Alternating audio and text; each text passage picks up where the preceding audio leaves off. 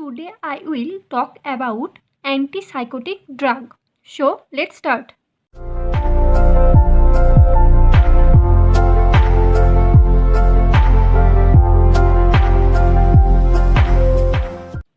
Antipsychotic are those psychotropic drugs which are used treatment for psychotic symptoms. These are also known as a neuroleptic as they produce neurological side effect. It also called as a major tranquilizer, T2 receptor blocker and anti-schizophrenic drug. These all medication can't cure the illness, but they can take away many of symptoms or make them milder. First antipsychotic medication were introduced in 1950. Antipsychotic medication have helped many patients with psychosis lead to a more normal and fulfilled life by alleviating psychotic symptoms. Early antipsychotic medication often have unpleasant side effects such as muscle stiffness, tremor, abnormal movement, leading to research to continue their search for better drug. In 1990, researchers developed a new several drug for schizophrenia called atypical antipsychotic. It have fewer side effects than the older drug. So the first introduced antipsychotic drugs are called typical antipsychotics and second introduced antipsychotic drugs are called atypical antipsychotic. In clinical trials, atypical antipsychotics were found to be more effective than conventional or typical antipsychotic medication. Now we talk about mechanism of action of antipsychotic drug. For better understanding of mechanism of actions of antipsychotic drug, at first we want to know the role of dopamine in the development of psychosis. Monoamine neurotransmitter dopamine play a key role in the dopamine hypothesis, which lead to unusual behavior and experience associated with psychosis, and it indicate change in dopamine function in the brain. So let's talk about dopamine function in the brain. Dopamine has four pathways by which dopamine affect the brain. That's a mesolimbic pathway, mesocortical pathway, nigrostriatal pathway and temporoinfundibular pathway. At first, mesolimbic pathway. This is the mesolimbic pathway. This pathway thought to be hyperactive in schizophrenia and which lead to positive symptoms of psychosis such as delusion and hallucination. Second one is mesocortical pathway. This is the mesocortical pathway. This pathway thought to be underactive in schizophrenia, which mediated negative symptoms such as loss of motivations and social withdrawal. Next, nigrostriatal pathway. This is the nigrostriatal pathway. It's a part of extrapyramidal nervous systems and control motor functions and movement. When in this pathway dopamine level is decreased or deficiency of dopamine occur in this pathway, that lead to dystonia and Parkinsonism symptoms. And when in this pathway dopamine levels are high, that means excess dopamines occur in this pathway that lead to hyperkinetic movements such as tics and dyskinesia. Fourth one is temporoinfundibular pathway. That is the temporoinfundibular pathway. This pathway control the prolactin secretion. This prolactin is a hormone that's enabled to milk productions and also involved in control of sexual desire. Specifically, dopamine in this pathway inhibit prolactin secretion.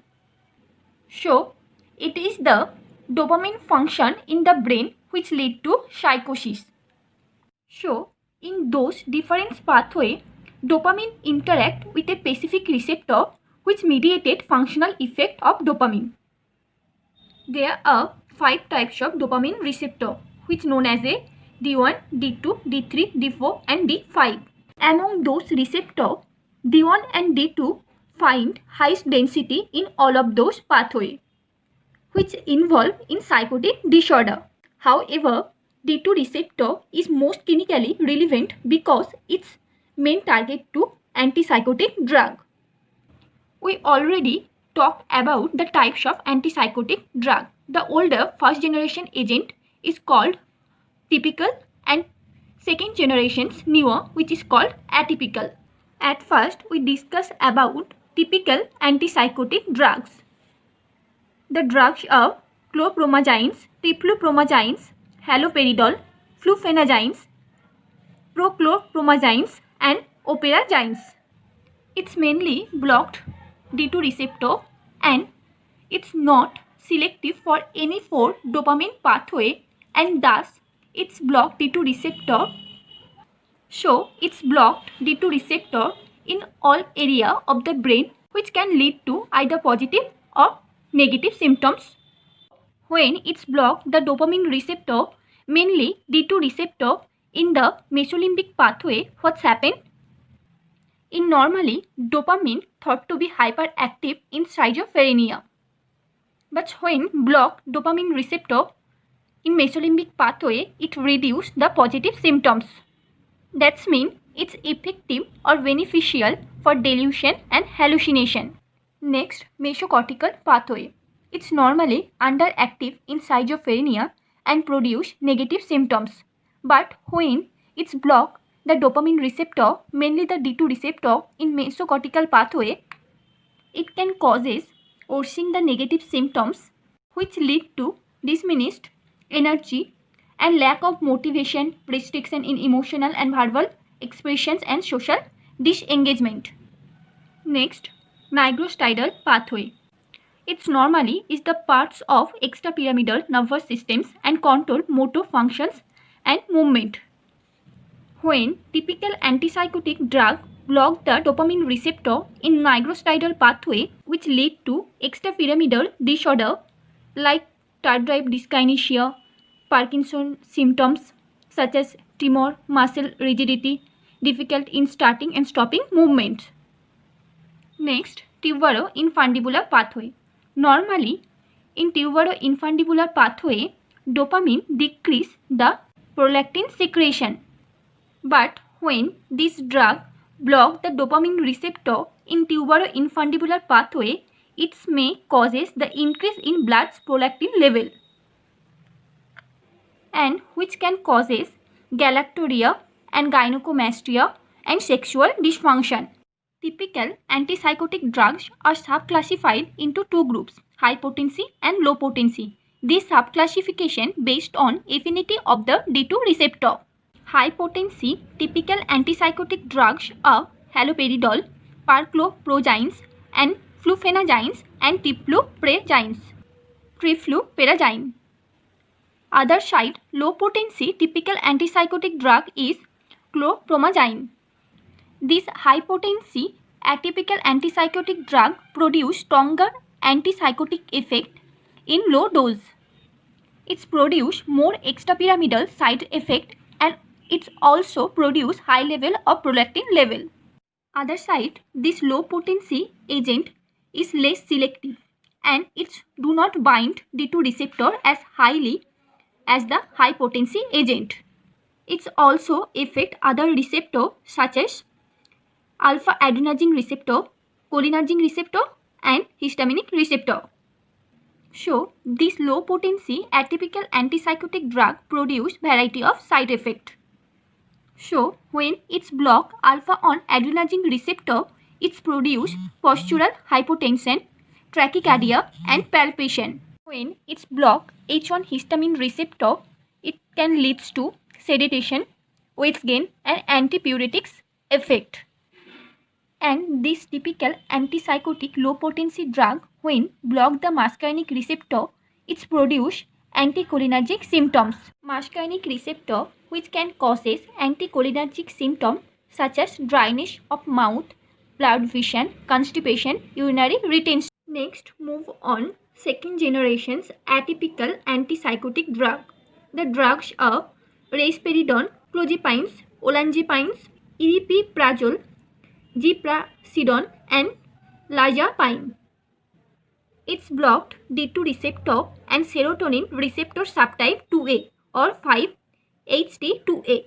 Because serotonin inhibits the dopamine release agent, so the block of serotonin receptor may causes increased dopamine level in the brain. So it's need to block both receptor in furthermore. And for that it significantly lowered the incidence of extrapyramidal side effect as well as decreased negative symptoms, improved cognition compared to typical agent. So, this atypical antipsychotic drug blocked the dopamine and serotonin 2A receptor, and it's also blocked other subtypes of serotonin receptor as well as histamine, alpha adrenergic and muscarinic receptor, and which produce side effect. And the side effect of second generation agent can vary depending on the drug receptor binding profile. Example, atypical antipsychotic which have strong affinity for serotonin receptor subtype 2C such as clozapine and olanzapine that produce metabolic side effect such as weight gain, hyperglycemia, and which atypical antipsychotic agents has strong affinity for H1 receptor such as clonazepines, olanzapines and quintiapines. It's produce also weight gain and sedation. And other agent which have strong affinity for alpha adrenergic receptor, that's a clonazepines and risperidone, which produce orthostatics, hypotension.